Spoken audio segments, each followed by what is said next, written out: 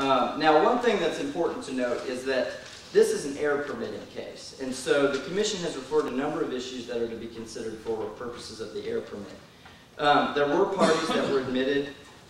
For example, we have the Chalk Mountain Foundation. So to the extent that you are familiar with some of the individuals who are admitted, we've heard some of the names of some of them this morning, Mr. Sumners, Ms. Gustafson. We also have Mark Beauregard, Patricia Beauregard, Barry Payne, Claire Payne, David Whitsitt, Sid Brown, Florence Brown, in addition to those people who were already identified themselves this morning. So to the extent that you have not been admitted as a party, or for some group has not been admitted as a party, it's not necessarily that significant, because understand, it only takes one person representing your interests or one group representing your interests to enable to get your voice heard, so to speak.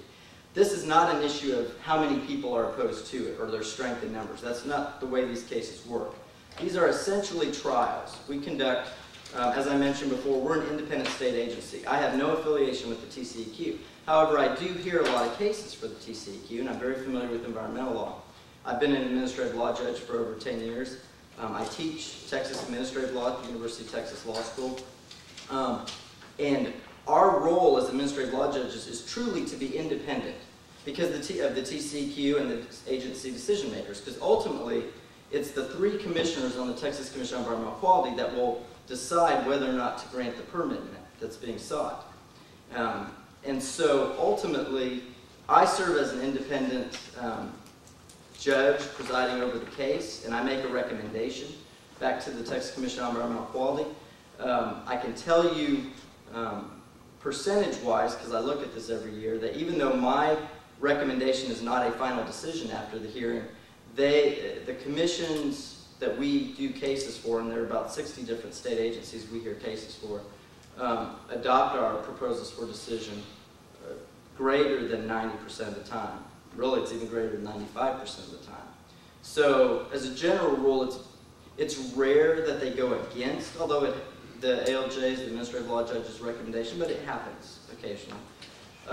So the way the process works is, today is just a preliminary hearing. We're going to come up with a schedule, we're going to determine who all are the parties to the case, and then we will proceed to a trial, a hearing. We call them hearings, but it's essentially a trial. Evidence is presented, it's a very formal legal proceeding, rules of evidence apply, and we don't take public comment. It proceeds truly like a trial, like you see on television, where there are opening statements, there are witnesses called, questions are asked of them, and so on. And then after that, I will make my recommendation to the Texas Commission on Environmental Quality. It will be very lengthy. It'll analyze all of the evidence, and it'll analyze the arguments and the issues that the Commission has referred, and it will make recommendations as to all of those. And so that will go out, then the Commission will take it up at an open meeting. They will consider my recommendations, and then they will vote to approve them or not approve them. And so that's how the process works, and at that point in time they would issue a final order, and then that is when the decision is actually made, the final decision. So that's generally how the process works. So, in terms of the hearing, though, ultimately, if I had, for example, 50, 100 people who were interested in becoming parties, as I said before, it's not really an issue of strength in numbers. In fact, what would happen is I would align all those people together and appoint somebody as a representative for them. Because obviously, at a hearing, I can't have 50 people questioning every single witness. We would never get done with the hearing. It would take a very, very long time. So what happens is people who have similar interests are aligned together.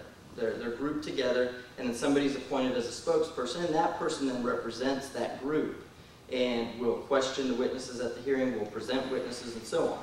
In this case, at least as for those who are opposed or at least protesting, there is the distinct advantage of having an attorney on the case who's familiar with environmental issues and very familiar. Mr. Lowry and Mr. Frederick's firm are representing at least one of the groups, the Chalk Mountain Foundation, and they are very familiar with environmental law. I've had Mr. Lowry in hearings before me previously, and as well as partner Mr. Frederick, and so I can tell you that they're certainly very competent, qualified and they understand the nature of these proceedings.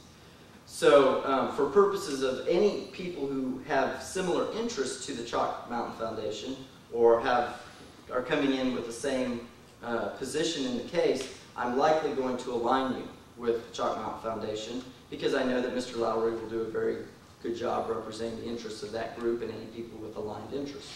Now, if somebody has any opposition to that, and I've had that happen in cases where someone says, I don't want to be aligned with that group because my interests aren't really exactly the same. I feel differently about some issues. They want to oppose this, but I'm not entirely opposed, or whatever it may be. If that's the case, then I'll listen to those objections and determine whether or not, in fact, certain people should not be aligned together. But ultimately, if you have similar interests with the Chalk Mountain Foundation, I'm likely to align you with them. What that also means is if you're not a party to the case yet, you may or may not want to become a party because ultimately it may not make a difference to you. If you know that the Chalk Mountain Foundation and all these other individuals have already been admitted as parties and you can talk to them about your concerns and you know they share your concerns, then it's, again, there's not strength in numbers. So you have a right to become a party if you're an affected person, and that means you're affected different than the public at large. For example, somebody down in Galveston can't come up and become a party because they're not affected in a way that's different than the public at large.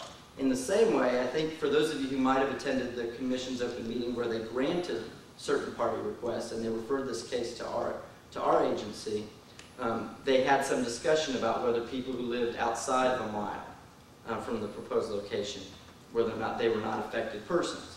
And as a standard rule of thumb, we often use those distance measurements to determine whether or not somebody's likely to be affected or not in a way that's different than the public at large.